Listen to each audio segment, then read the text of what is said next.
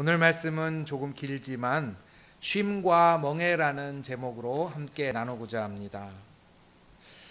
경제학 법칙에서 아주 유명한 법칙으로 팔레토 법칙이라는 것이 있습니다.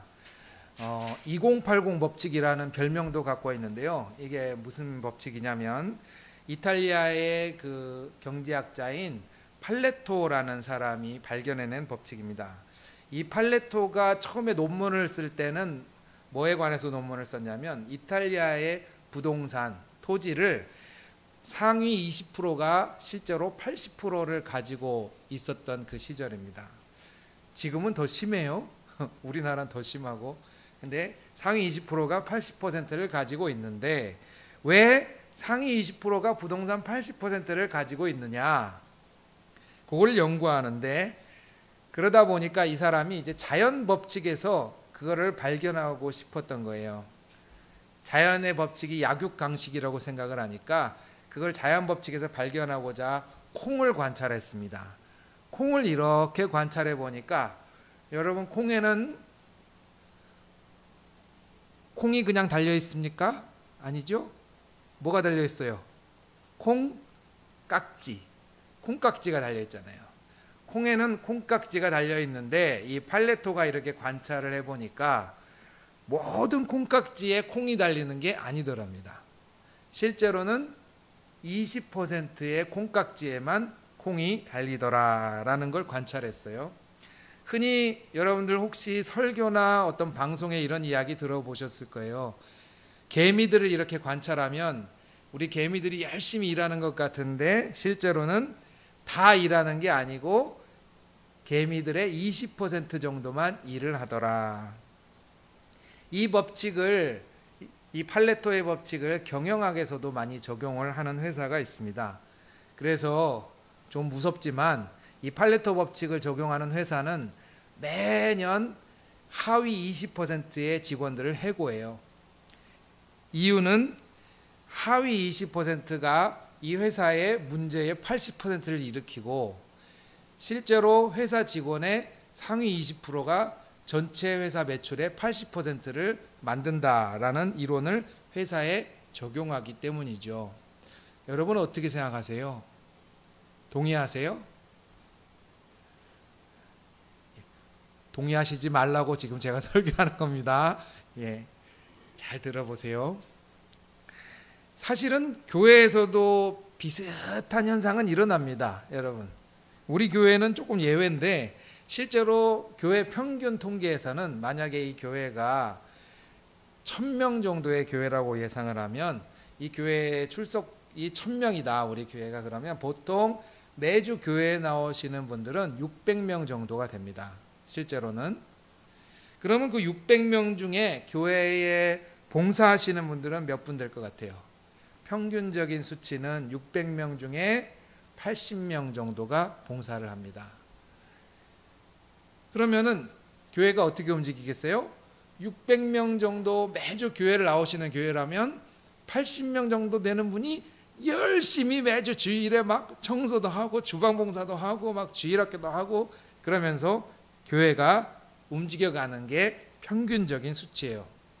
저희 교회는 사실은 막 80, 90% 되니까 조금 예외적인 교회예요. 사실은 이런 교회가 정상적인데 지금은 이제 한 10%, 20% 정도가 열심히 봉사하는 교회를 평균치라고 합니다. 근데 만약에 이 팔레토 법칙을 교회에 적용하면 어떻게 될까요? 사실은 교회에 열심히 하는 사람만 있으면 어떻게 될까요? 교회에서는 그렇게 못하죠. 열심히 안 하시니까 다음 주부터 나오지 마세요. 그렇게 못하잖아요. 회사에서는 그런 실험을 해왔습니다. 말씀드린 대로 회사에서는 상위 20%가 전체 매출의 80%를 거두니까 그러면 어떻게 할까? 하위 20%의 직원을 해고하고 상위 20%의 부서를 따로 만드는 거예요. 이 부서를 하나의 팀으로 만들어서 상위 20%가 전체 80%를 책임지니까 그 20%를 따로 팀으로 만들어서 혹은 자회사로 만들어서 회사를 하나 만들어주면 어떻게 됐을까요? 실제로 이 경영학적인 실험의 결과는 예상한 것과는 굉장히 다르게 나타났습니다. 실제로는 상위 20% 직원들에게 연봉을 몽창 몰아주거나 혹은 성과가 좋은 부서만 따로 빼서 회사를 독립시켰을 때는 어떤 일이 일어나냐? 오히려 다 같이 있을 때보다 매출이 하락하게 되는 결과가 나왔습니다. 그래서 이 팔레토 법칙은 오늘날은 경영학적으로는 적용하지 않도록 권고하고 있습니다.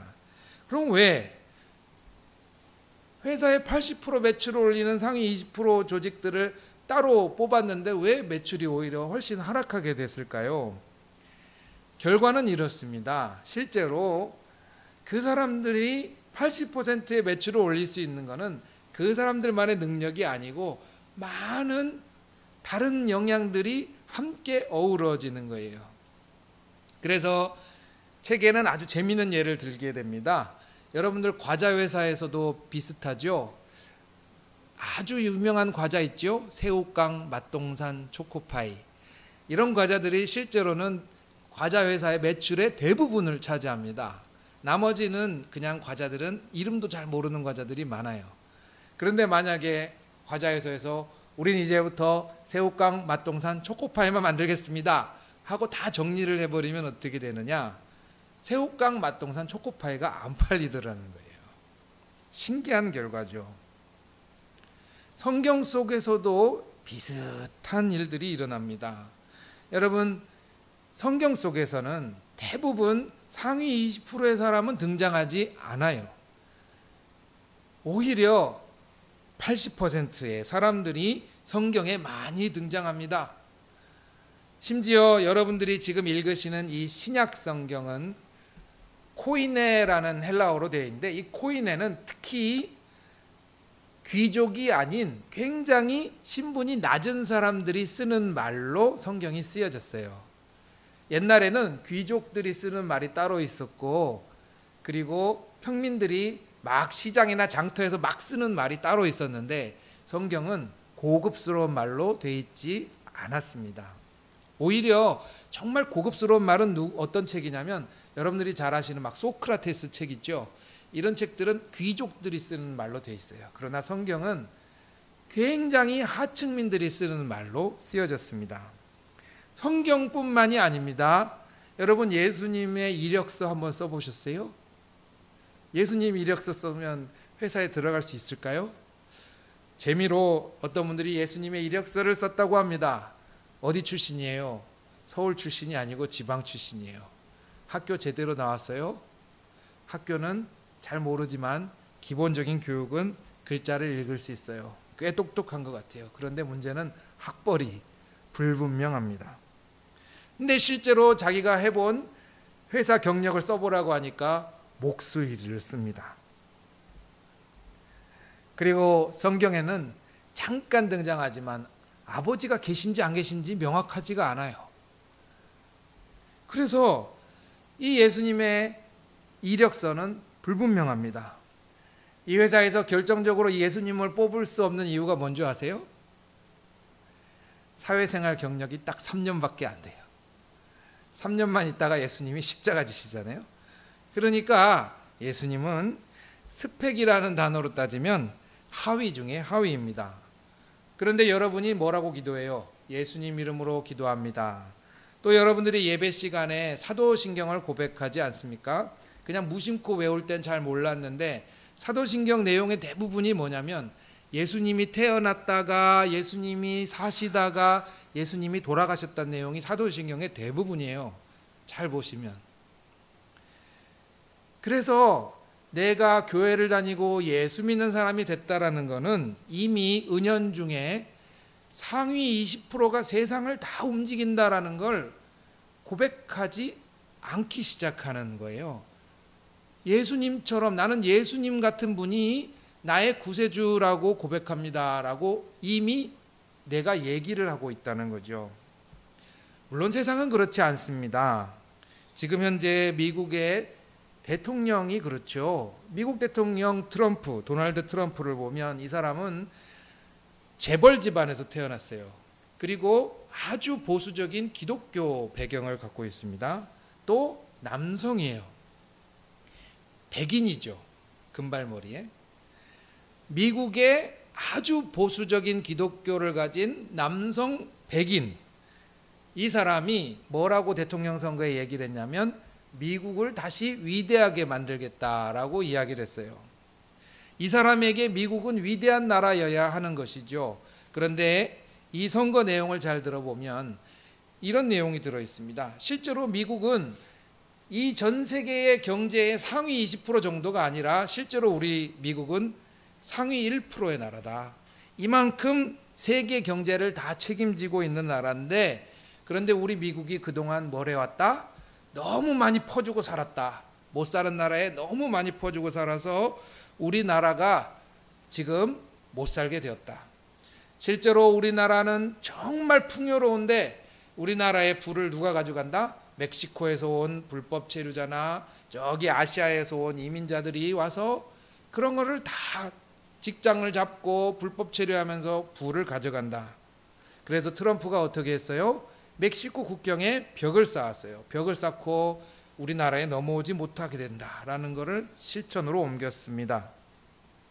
지금 트럼프가 이 코로나 시국에 더욱더 백인, 기독교, 부유한 상위 미국인들을 향하여 메시지를 강력하게 내고 있습니다. 왜 그럴까요?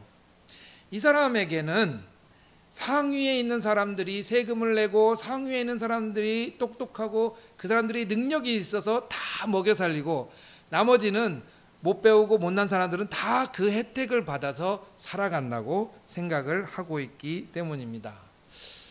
여러분들은 어떻게 생각하세요? 중요한 거는 트럼프보다 여러분들은 어떻게 생각하세요?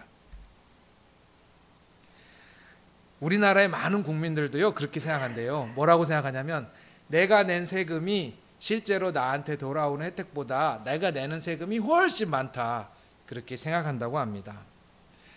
남성분들에게 설문지를 돌리니까 이런 이야기를 합니다. 나는 가장이다. 가장인데 내 경제력으로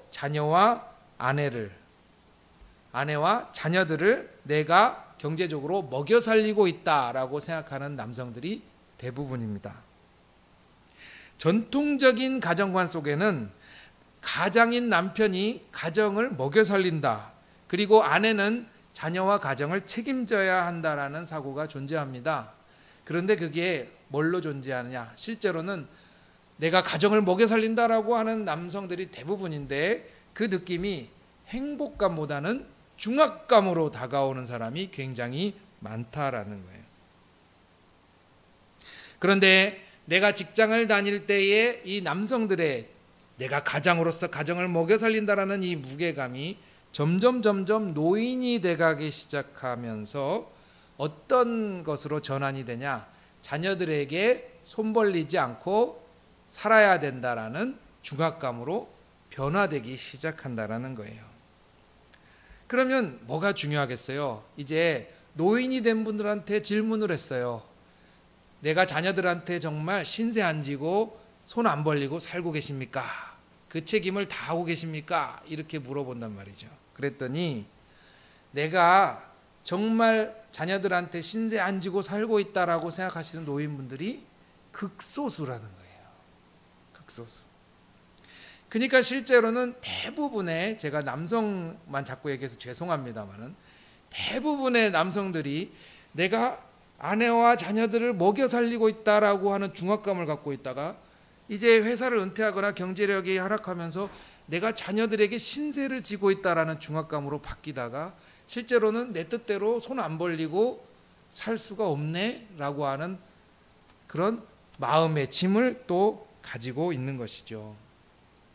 예, 이 사회에서 많은 분들이 어깨에 짐을 지고 살아갑니다.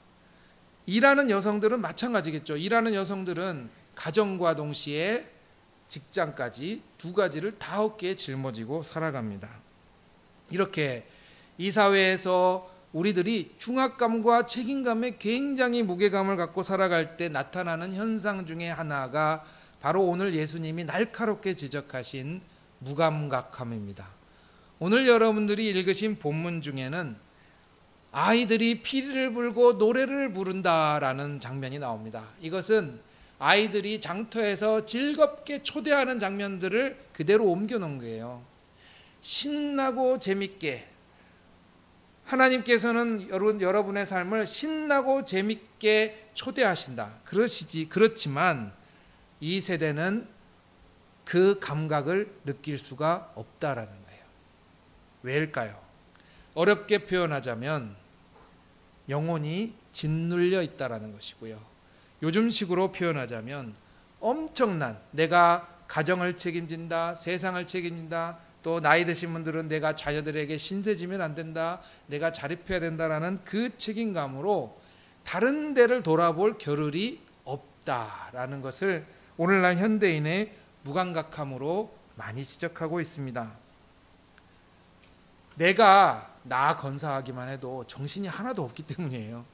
쉽게 내가 다 책임져야 되면 정말 바쁘고 정말 강해져야 됩니다. 나이와 상관없이. 그런데 예수님은 새로운 방법들을 제시하시는 것이죠. 이제 여러분들이 예수를 믿게 되었지 않습니까? 그럼 새로운 방법들을 말씀에서 뭐라고 얘기하느냐? 예수님이 제시하는 방법은 바로 예수님의 멍에를 져라라는 방법입니다. 이 세대의 엄청난 중압감과 무감각함에서 벗어나서 예수님의 멍에를 져라. 그 유명한 구절이 바로 이 말씀입니다. 수고하고 무거운 짐진 자들아 다 내게로 오라. 내가 너희를 쉬게 하리라. 나는 마음이 온유하고 겸손하니 나의 멍에를 메고 내게 배우라. 그리하면 너희 마음이 쉼을 얻으리니. 오늘같이 바쁘고 힘들고 머리에 어깨에 중압감이 있는 세대에 말만 들어도 기분이 좋은 말인데 예수님은 이 안에 구체적인 것까지 들어있는 것이죠. 그냥 아무것도 안 한다고 쉬어지지 않습니다. 그렇죠? 아무것도 안 하고 회사 안 나가고 일도 안 하고 교회도 안 나간다고 쉬어지지 않아요. 예수님은 멍에를 메라고 하십니다. 그 예수님의 멍에는, 이스라엘의 그 멍에는 우선 말씀드리자면 혼자서 매는 멍에가 아니에요. 이스라엘 매는 멍에는 둘이 같이 매요. 예수님이 멍에로 매라는 건 혼자서 다 지지 말라는 얘기예요. 내 인생의 모든 문제를, 내 가정의 모든 문제를, 내 자녀의 모든 문제를, 심지어 내 노후까지 모든 문제를 내가 다 책임지고 다 짊어지고 가야 한다면 그것을 버틸 수 있는 사람은 아무도 없습니다. 그리고 모든 문제를 혼자서 다 해결할 수 있다고 생각한다면 사실은 자기 자신을 잘 모르는 것입니다. 오늘날 예수님께서 우리에게 주시는 말씀은 TV 프로와는 정반대입니다. 요즘 TV 프로, 인기 있는 TV 프로 중에 나 혼자 산다라는 프로그램이 있더군요. 그 나 혼자 산다는 나 혼자 잘 사는 모습을 보여줄지 모르지만 숨겨진 게 뭐겠어요? 아무리 경제적으로 손 안 벌리고 살아도요, 내 마음은 혼자서 위로할 수가 없어요. 내가 노후가 돼서 뭐 재산이 있어서 손 안 벌린다고 해도 내 마음에 뚫린 구멍은 혼자서 절대 채울 수가 없습니다. 그래서 예수님이 이 약하고 어떻게 보면 짓눌려 있는 우리에게 주시는 멍에의 방법이 뭐냐면 온유와 겸손이라는 방법을 제시하시는 거예요. 온유와 겸손이라는 걸 배웠을 때 비로소 우리가 쉬는 거예요. 그러면 이제 온유가 무엇인지를 먼저 말씀드리겠습니다. 온유는요, 단어 자체는 무슨 뜻이냐면 내가 힘이 있잖아요. 힘이 있는데 그 힘을 안 쓰고 딱 참는 걸 말해요. 온유는 원래는. 근데 여기에 또 풀어서 말하면 이런 뜻이 있어요. 자기가 힘이 있는 걸 막 과대평가하면서 자랑하는 사람 있죠. 예를 들어 좀 우스운 예로 내가 누군지 알아요? 이런 사람 있잖아요. 내가 누군지 알아요? 실은 내가 이런 사람이에요. 근데 알고 보면 막 자기 친구 얘기하고 동창 얘기하고 막 친척 중에 유명한 사람 있다고 그러고 근데 자기 얘기는 없는 그런 경우가 많죠. 이렇게 자기가 막 힘 있는 사람이라고 막 자랑하거나 혹은 괜히 막 내가 힘 있어 보이려고 막 사용하는 걸 얘기해요.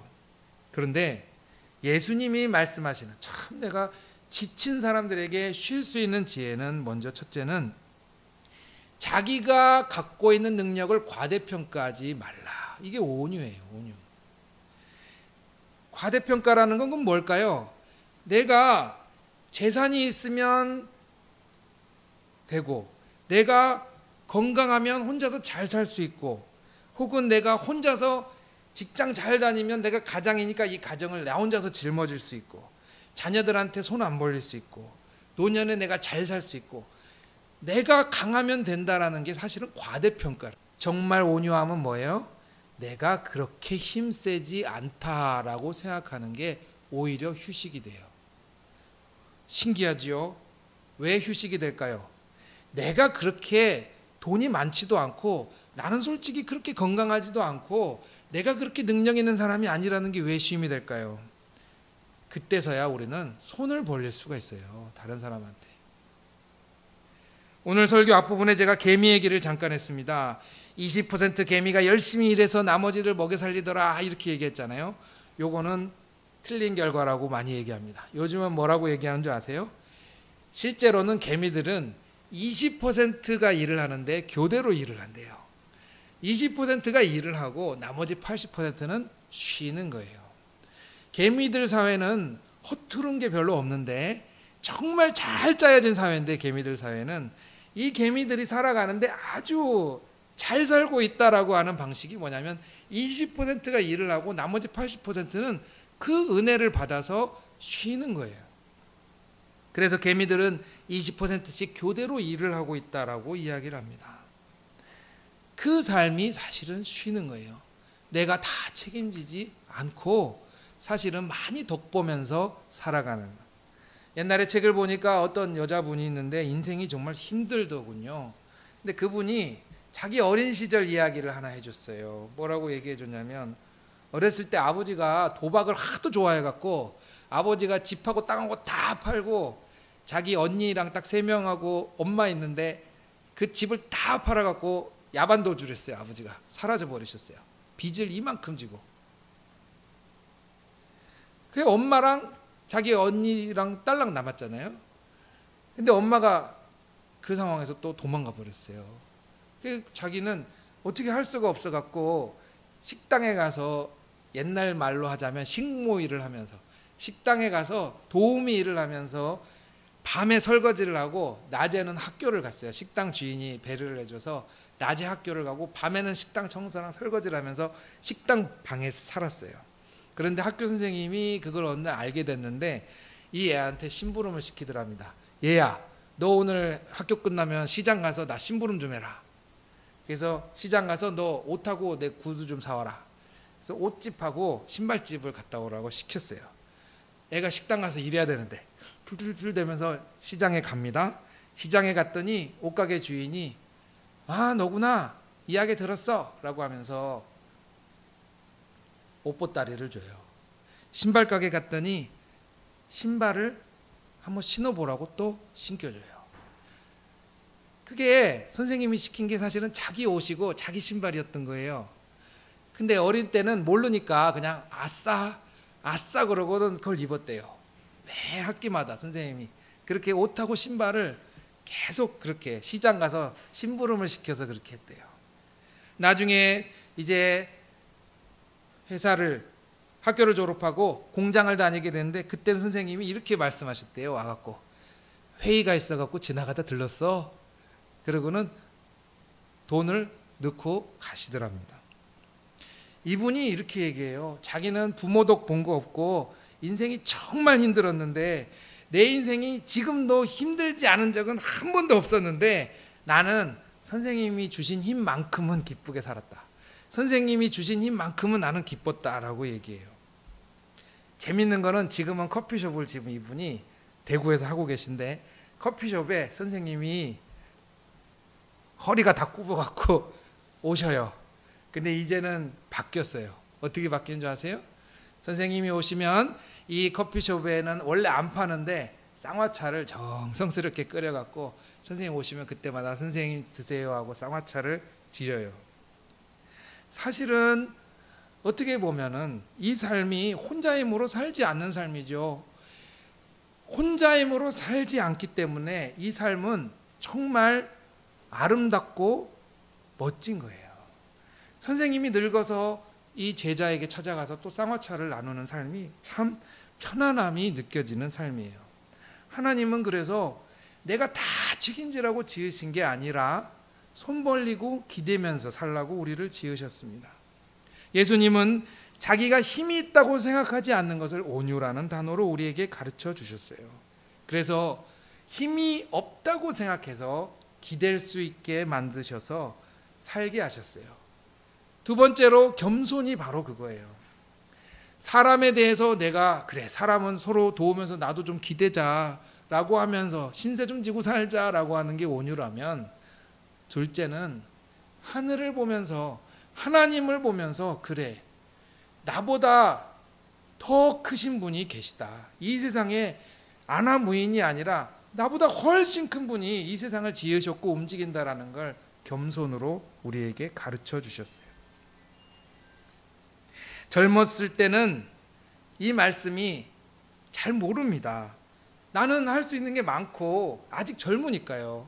그런데 하늘을 보면서 내 인생을 지으신 분이 계시구나 라고 하는 것을 겸손으로 깨달을 때, 그때에 이 세상의 만물을 볼 때 사람들은 한 가지를 깨닫게 됩니다. 그게 뭐냐면 모든 자연들은 하나님이 주신 법칙에 따라 태어나고 그거를 잘 순종하면서 살아간단 말이죠. 전도서 7장 14절과 15절 말씀은 이렇게 얘기합니다. 형통한 날에는 기뻐하고 공고한 날에는 되돌아봐라. 이 두 가지를 하나님이 병행하게 하셔서 사람이 장래일을 능히 헤아려 알지 못하게 하셨느니라. 내가 허무한 날을 사는 동안에 내가 모든 일을 살펴봤더니 자기의 의로움에도 불구하고 멸망하는 의인이 있었고 자기의 악행에도 불구하고 장수하는 악인이 있었다. 전도서 말씀은 기가 막힙니다. 내가 살아보니까 의인들이 멸망하는 사람도 있고요, 악한 사람도 잘 사는 사람도 있더라. 이거는 세상 이치가 내 뜻대로 안 된다는 얘기예요. 세상이 내 중심대로 돌아간다고 생각한 사람이 전도서 말씀은 절대 이해할 수가 없습니다. 분이 터지죠. 읽으면 분이 터지지 않겠어요? 내가 생각해 이 사람은 의인이에요, 내가 생각해 이 사람은 악인이에요. 근데 이 사람은 망해버리고 이 사람은 막 잘 돼. 분통 터지죠. 그런데 이 말씀이 감동이 되려면 뭐가 싹 트야 되냐면, 세상이 내 뜻대로 되는 게 아니구나, 하나님 뜻대로 돌아가는 것이구나. 그래서 예수님은 겸손을 가르쳐 주시는 거예요.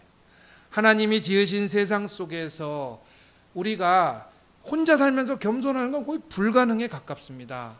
그런데 오늘 내가 이렇게 예배의 자리에 나와서 하나님 앞에 기도하면서, 맞아요, 하나님, 나보다 하나님이 더 크시고 나보다 하나님이 힘세신데 내 생각대로 세상이 돌아가지 않는 게 나 혼자 생각하면 분통이 터지는데 사실은 하나님 뜻이라고 내가 머리 숙이고 받아들여야 될 때도 있더군요 하고 겸손하게 될 때 비로소 순리를 거스르는 인생이 아니라 순리를 따라가는 쉼이 있는 인생을 누리는 그런 시각이 생기게 되는 것이죠. 어떻습니까, 여러분? 참으로 쉬는 법은 강해지는 법이 아니죠. 참으로 쉬는 법은 잘 기대시고 잘 내가 겸손하게 마음을 잘 가라앉히시고, 오늘도 나를 지켜보시는 하나님 앞에, 하나님이 나를 얼마나 생명싸게 가운데 싸시는지 몰라요. 한 주 동안 내 생명을 얼마나 지켜주시는지 몰라요.